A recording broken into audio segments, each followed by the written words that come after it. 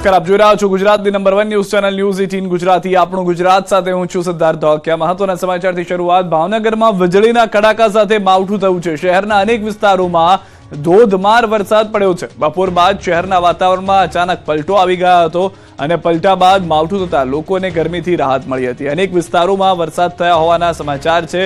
ભાવનગર શહેર અને જિલ્લાની અંદર ચોમાસું જામ્યું હોય તે પ્રમાણેના દ્રશ્યો બપોર બાદ સર્જાયા હતા। વાદળછાયું વાતાવરણ સવારથી હોવાનું સ્થાનિકો કહી રહ્યા હતા, પરંતુ ત્યારબાદ અનેક વિસ્તારોની અંદર ભારે વરસાદ ખાબક્યો હતો। માવઠું થયું હોવાની જાણકારી મળી હતી। દ્રશ્યોથી સ્પષ્ટ લાગે કે જાણે ચોમાસું હોય અને ચોમાસામાં જે રીતનો વરસાદ થતો હોય તેવો ભર ઉનાળે ભાવનગરમાં જોવા મળ્યો છે। લોકોને ગરમીથી ચોક્કસથી રાહત મળી છે, પરંતુ થોડા સમય માટે ધરતીપુત્રોનો જીવ અદ્ધર થઈ ગયો હતો। વીજળીના કડાકા સાથે માવઠું થયું હોવાની જાણકારી છે। ભારે પવન પણ ફૂંકાઈ રહ્યો હતો અને માવઠું થયું હોવાની જાણકારી મળી રહી છે। તો અનેક વિસ્તારોમાં ભાવનગરમાં વરસાદના સમાચાર છે। તો અમદાવાદ, ભાવનગર, ભરૂચમાં 8 વાગ્યા સુધી આગાહી। કાલે પણ રાજ્યમાં માવઠાના એંધાણ। હવામાન નિષ્ણાંત અથર્યા શેટ્ટીની આગાહી। હળવાથી મધ્યમ માવઠાની સંભાવના। પૂર્વ સૌરાષ્ટ્રમાં પડી શકે છે માવઠું। ઉત્તર અને પૂર્વ ગુજરાતના પટ્ટામાં પણ માવઠાની શક્યતા છે। કાલે બપોર બાદથી લઈ સાંજ સુધીમાં થઈ શકે છે માવઠું। આજે ભાવનગર જિલ્લામાં ત્રાટક્યું છે માવઠું। તો આવતીકાલથી ગરમીનો નહીં, આંધી વંટોળ માવઠાનો શરૂ થશે રાઉન્ડ। હવે ગરમીથી મળશે રાહત। 14 એપ્રિલ સુધી બદલાશે વાતાવરણ। આંધી વંટોળનો પ્રકોપ શરૂ થશે। ગુજરાતીઓને પ્રચંડ ગરમીથી રાહત મળવાની છે। આગ ઓગતા આકાશમાંથી કમોસમી વરસાદી છાંટા પડી શકે છે। કાળઝાળ ગરમી વચ્ચે હવે મોસમના મૂડ બદલાશે। 4 દિવસ ગુજરાત પર માવઠાનો ખતરો છે। હવામાન નિષ્ણાંત અંબાલાલ પટેલે આગાહી કરી છે કે 10 એપ્રિલ બાદ ગુજરાતમાં ગરમીથી રાહત મળશે। ઘણા ભાગોમાં પારો ગગડીને 37 ડિગ્રીએ પહોંચી શકે। ગરમીથી રાહતની સાથે રાજ્યમાં આવશે પલટો। 10 થી 14 એપ્રિલ વચ્ચે રાજ્યનું વાતાવરણ બદલાશે। 10 થી 14 એપ્રિલ વચ્ચે આંધી વંટોળનું પ્રમાણ વધી જશે। ગરમી ઘટતા આંધી વંટોળનો પ્રકોપ શરૂ થશે। કેટલાક ભાગોમાં આંચકાનો પવન 40 કિલોમીટરે પણ પ્રતિ કલાકની ઝડપે જોવા મળી શકે છે। આગામી લગભગ તારીખ 10 બાદ આ વખતે ગરમીમાંથી રાજ્યના ઘણા ભાગોમાં રાહત મળવાની શક્યતા રહેશે, પરંતુ તારીખ 10 થી 14માં હવામાનમાં પણ ઘણો પલટો આવશે। ભારે આંધી વંટોળનું પ્રમાણ વધશે અને સામાન્ય રીતે મધ્ય ગુજરાતના ભાગોમાં, અમદાવાદ, ગાંધીનગર વગેરે ભાગોમાં પણ પવનનું દૂર રહેશે। 3 દિવસ બાદ ફરી તાપમાનનું થશે આક્રમણ। 3 દિવસ ગરમીથી મળશે છુટકારો। 15 એપ્રિલથી ફરી ગરમી કરશે આક્રમણ। સૌરાષ્ટ્ર, કચ્છ, ઉત્તર ગુજરાતમાં તાપ તાંડવ મચાવશે।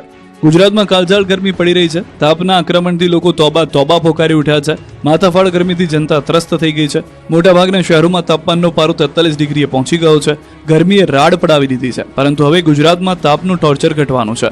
લોકોને કાળઝાળ ગરમીમાંથી છુટકારો મળવાનો છે। હવામાન વિભાગે આગાહી કરી છે કે આગામી 3 દિવસ ગરમીથી છુટકારો મળશે। 2 થી 3 ડિગ્રી સુધી તાપમાન ઘટશે। બાદમાં 15 એપ્રિલથી 17 એપ્રિલ સુધી ગરમી ફરી તાંડવ મચાવશે। હવામાન વિભાગે 15 થી 17 એપ્રિલ દરમિયાન સૌરાષ્ટ્ર, કચ્છ, રાજકોટ, ઉત્તર ગુજરાતના બનાસકાંઠા, મહેસાણા, સાબરકાંઠા સહિતના જિલ્લાઓમાં હીટવેવની આગાહી કરી છે।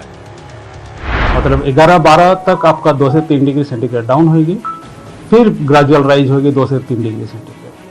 और हम 15, 16, 17 अप्रैल को फिर हीट वेव का वार्निंग दे रहा है आइसोलेटेड प्लेसेस में, सौराष्ट्र को और गुजरात रीजन के जो नॉर्दर्न क्षेत्र है उसमें दे रहा है।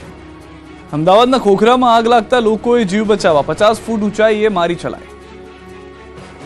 સુરતના ગોડાદરા વિસ્તારમાં આવેલા મકાનમાં આગ લાગતા નાસભાગ મચી ગઈ હતી। કેસર ભવાની સોસાયટીમાં આવેલા એક મકાન ભડકે બળ્યું હતું। લોકો ડરી ગયા હતા, ઘરની બહાર નીકળી ગયા હતા। પાણીથી આગ પર કાબુ મેળવવાનો પ્રયાસ કર્યો હતો, પરંતુ આગે વિકરાળ સ્વરૂપ ધારણ કરતા ફાયર વિભાગને જાણ કરી હતી। ઘટનાની જાણ થતાં ફાયરની ટીમ ઘટના સ્થળે પહોંચી હતી અને ફાયર વિભાગે આગ પર પાણીનો મારો ચલાવીને આગને કાબૂમાં લીધી હતી। ઘટનામાં કોઈ જાનહાની થઈ નથી, પરંતુ શોર્ટ સર્કિટના કારણે આગ લાગી હોવાનું અનુમાન છે। આ તરફ અમદાવાદના અમરાઈવાડી વિસ્તારમાં આવેલા પારિષ્કર વિભાગ 1ના C બ્લોકમાં આગ લાગી। ફ્લેટમાં આગ લાગતા ધુમાડાના ગોટે ગોટા નીકળ્યા હતા। દૂર દૂર સુધી ધુમાડા દેખાતા હતા. કોઈ કારણોસર આગ લાગતા ઘરમાં રહેતા લોકો જીવ બચાવવા માટે નીચે દોડી આવ્યા હતા. અન્ય લોકો પણ ડરી ગયા હતા, નીચે આવી ગયા હતા, પરંતુ આગે તુરંત વિકરાળ સ્વરૂપ ધારણ કરતા લોકોએ જીવ બચાવવા માટે ઉપરના માળેથી છલાંગ મારી હતી. કેટલાક લોકો અને બાળકોનું જોખમી રીતે રેસ્ક્યુ કરાયું. દ્રશ્યોમાં જોઈ શકાય છે કે આગથી ધુમાડાના ગોટે ગોટા નીકળી રહ્યા છે. ત્યારે ઉપરના માળેથી પહેલા 2 બાળકોને નીચેના માળે ઉભેલા લોકોને જોખમી રીતે આપવામાં આવે છે. પછી એક યુવતી જીવ બચાવવા નીચેના માળે આવે છે, પરંતુ તેના પગ પાળી સુધી ન પહોંચતા લટકી પડે છે. પરંતુ લોકોએ પગ પકડી લેતા જીવ બચી ગયો. તો કેટલાક લોકો ઘરની બાલ્કનીમાંથી જોખમી રીતે નીચે ઉતરતા જોવા મળ્યા. બીજી તરફ ફાયર વિભાગને જાણ કરતા ફાયરના જવાનોએ પહોંચી પાણીનો મારો કર્યો. આગ એટલી વિકરાળ હતી કે ફાયર વિભાગની 7થી વધુ ગાડીઓએ કામે લાગવું પડ્યું. ઘટના સ્થળે ભીડ એકત્રિત થતા પોલીસનો કાફલો પણ બોલાવવો પડ્યો. 300થી વધુ લોકોને સોસાયટીના ક્લબ હાઉસમાં રાખવામાં આવ્યા. સ્ટીમ બાથ ઉપકરણમાં શોર્ટ સર્કિટથી બ્લાસ્ટ બાદ લક્ઝુરિયસ ફ્લેટ સળગ્યો. 8મા માળેથી લાગેલી આગ 11મા માળ સુધી ફેલાઈ. સુરતના વેસુમાં લક્ઝુરિયસ હેપી એક્સેલેન્સિયા બિલ્ડિંગના 8મા માળે અચાનક આગ લાગી હતી અને તે પ્રસરીને ઉપરના 3 માળ એટલે કે છેક 11મા માળ સુધી ફેલાઈ ગઈ હતી. 8મા માળે સ્ટીમ બાથ ઉપકરણ ચાલુ રહી જતા અચાનક બ્લાસ્ટ થયો અને ત્યારબાદ આગ ફાટી નીકળી. જોતજોતામાં આગે વિકરાળ રૂપ ધારણ કરતા બિલ્ડિંગમાં રહેતા લોકોમાં ભયનો માહોલ ફેલાઈ ગયો. ઘટનાની જાણ ફાયર વિભાગને કરવામાં આવતા ફાયર સ્ટેશનની ટીમને ઘટના સ્થળે રવાના કરાઈ. કલાકો સુધી પાણીનો મારો કર્યા બાદ આગ માંડ કાબૂમાં આવી. ભયાવહ આગના કારણે લોકો ડરી ગયા, ઘરની બહાર દોડી આવ્યા. ગૃહ રાજ્યમંત્રી હર્ષ સંઘવીનું ઘર પણ આ બિલ્ડિંગની સામે જ આવેલું હોવાથી તેઓને જાણ થતાં ઘટના સ્થળે દોડી આવ્યા. આ દુર્ઘટનામાં 18 લોકોનું રેસ્ક્યુ કરાયું હતું. પ્રાથમિક તપાસમાં પોલીસને જાણવા મળ્યું છે કે 8મા માળે સ્ટીમ બાથ ઉપકરણમાં આગ લાગી હતી, જ્યારે 9મા માળે ફર્નિચરનું કામ ચાલી રહ્યું હતું. ત્યાં લાકડા, પીઓપી, પ્લાયવુડ અને ફાઇબર સામગ્રી મૂકવામાં આવી હતી, જેના કારણે આગે વિકરાળ સ્વરૂપ ધારણ કરી લીધું હતું. આગ 9મા માળેથી 10 અને 11મા માળ સુધી પહોંચી ગઈ. આગના કારણે આખા વિસ્તારમાં ધુમાડાનું સામ્રાજ્ય છવાયું હતું. 4 થી 5 કિલોમીટર સુધી ધુમાડાના ગોટે ગોટા દેખાયા હતા.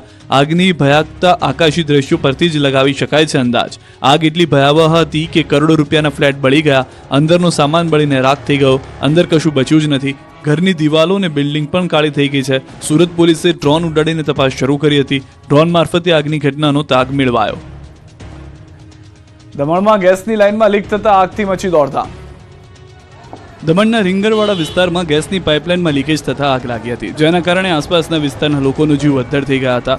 રીંગણવાડા વિસ્તારમાં કામ ચાલી રહ્યું હતું. અહીં જેસીબી મશીનથી ખોદકામ ચાલતું હતું. એ વખતે નીચેથી પસાર થતી ગેસની મુખ્ય પાઇપલાઇનમાં ભંગાણ સર્જાયું. આથી ગેસ લીકેજ થયો અને થોડી જ વારમાં આગ લાગી ગઈ હતી. ઘટનાને કારણે આસપાસના વિસ્તારમાં દોડધામ મચી ગઈ હતી. જો કે આગની લપેટો એટલી મોટી હતી કે નજીકમાં ઉભેલા જેસીબી મશીન પણ આગની ઝપેટમાં આવી ગયું હતું. ઘટનાની જાણ થતાં જ ફાયર બ્રિગેડ અને સંબંધિત વિભાગની ટીમ સ્થળ પર પહોંચી હતી અને ગેસ લીકેજ અને આગ પર કાબુ મેળવવા પ્રયાસ કર્યા હતા. આ ઘટનામાં કોઈ ઈજા કે જાનહાનિ નહીં થતા લોકોએ હાશકારો અનુભવ્યો હતો. પાટણ અને રાજકોટ